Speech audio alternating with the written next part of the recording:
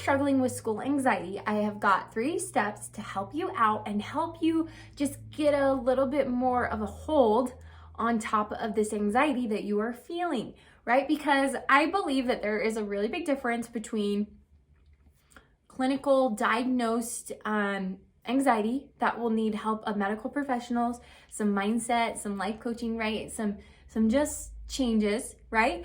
And then experiencing school anxiety that still feels crippling and overwhelming, but it comes and goes and flows in between. And my hope with this video is I'm not pretending that I'm an expert or a medical provider or anything like that. So I want to be clear on that, but I do want to offer tips and advice for both sides of the spectrum that could just at least be a tool to get you through your day when you are starting to feel that anxiety that comes from school. So let's dive in. I've got 3 tips for you to try to help you manage this feeling of anxiety that you're experiencing.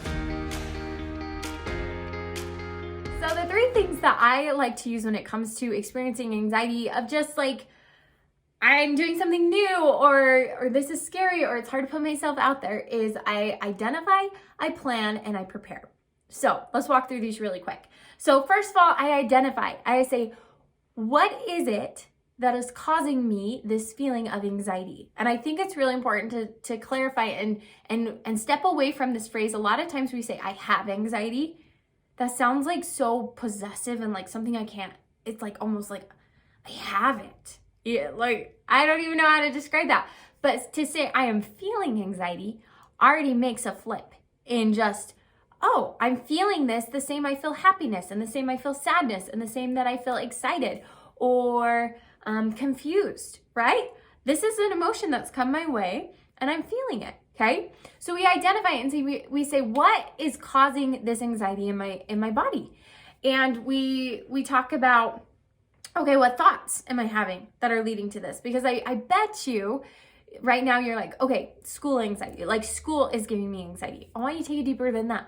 What is it about school? What thoughts am I having about school? Is there a particular instance, experience, fear that I have that's leading to this? Because we want to identify it as specifically as possible so that we really can address it in the next couple of steps. But let's pretend you as you've like thought about it and you're feeling it, what you've identified is that you have school anxiety because you're afraid a teacher is going to call on you.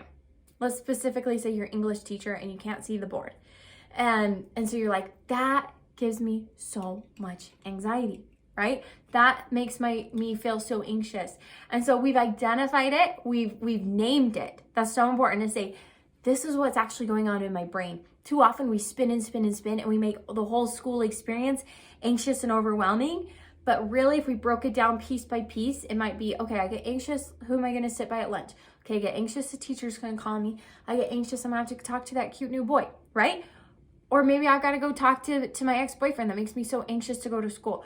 So actually name it and break it out, because I think you're going to find it's actually like a bite-sized chunk of our thoughts and our experience that's actually bringing us this anxiety that might be bleeding into things it doesn't need to bleed into. So first and foremost, identify it. After we've identified it, I like to make a plan, okay?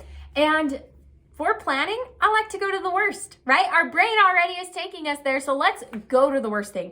So let's go to, we've identified we have a severe anxiety that like one of our teacher calls us on us in English class and we can't see the board. What would I do? What would you do? Ask yourself that question and your brain will answer it. When you give your brain a question, it will answer it. I bet some of the answers that will come back is, I could tell her, oh, I can't see the board this far away, right? We could tell her that. And we probably don't even have to answer the question. 2, we could stand up and move closer and say, oh yeah, give me a second. I got to read this a little bit closer. We could turn to a friend and say, hey, what does that say up there? Okay, Mrs. So-and-so, I'm ready to answer that question now. Right, we can actually like think through what we could do. We could go to our teacher before school and say, hey, I'm having a hard time seeing the board. Do you mind moving me to the front of the room? Or we could even talk to her and say like, listen, I am experiencing anxiety in your class. And so I was wondering if you, like, I just wanted to tell you that I'm not paying attention. just, would you give me a heads up when you're gonna call on me? And then I can prepare and have an answer ready, right? So ask your brain that question. Go to the worst case scenario. What if you ran into your ex in the hall? What if this horrible catastrophe really did happen? What would you do? Because as we actually look at the worst case scenario and plan it out, you're gonna get some real life answers of, oh, I could talk to my teacher. Oh, I would just say, hi, Bob. Nice to see you, right? And walk away. And usually the worst thing that happens from that experience is just negative emotion. We might feel a little bit embarrassed. We might feel a little bit shocked. We might feel a little bit confused. We might feel a little bit, honestly, most of the teens I work with, embarrassment is the feeling that they're trying to avoid. And guys, honestly, embarrassment is not too bad. Don't we laugh about our most embarrassing moments?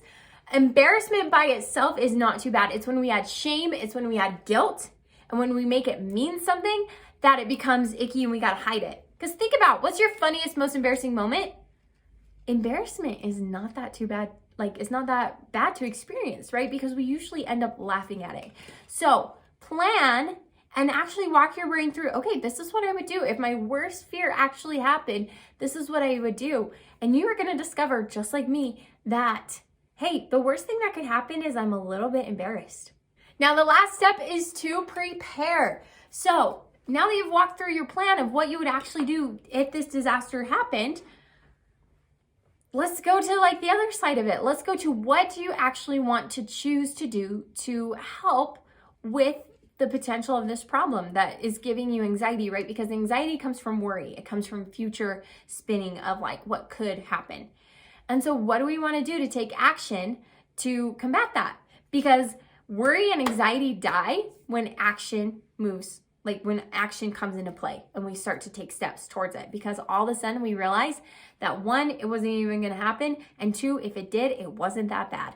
So with our example of English, we're going to look at all those options that we came up with of like, okay, I could just be embarrassed and tell the whole class I can't see the board. I could have my friend tell me what's on the board, or could ask like, oh, what is that she's written up there? Okay, I could talk to my teacher. Then you get to decide which out of all those options sounds the best and the most possible for you to do right now. And then take a step towards that. So for English class, maybe we just aren't there yet to be like, oh, hey teacher, I can't see the board, class kind of laugh and then we move on. Go talk to your teacher. Go before class and go talk to your teacher and just say, hey, can I move? I really can't see the board from where I'm sitting.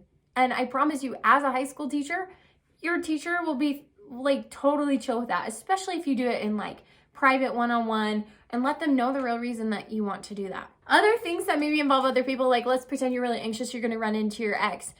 Well, we can prep by actually like running through conversations in our head and being like, okay, when I see him, because he always is passing this way for lunch and I'm going this way, I'll look the other way, or I'll wave and say hi, or I'll pretend I don't see him. Like actually we just made our plan, pick what you want to do and then run through how you're going to do that, because we want to be prepared, and preparation will just significantly take down your anxiety because we're actually going to think through and realize it's not too scary to actually face that fear and that thing that's giving us anxiety.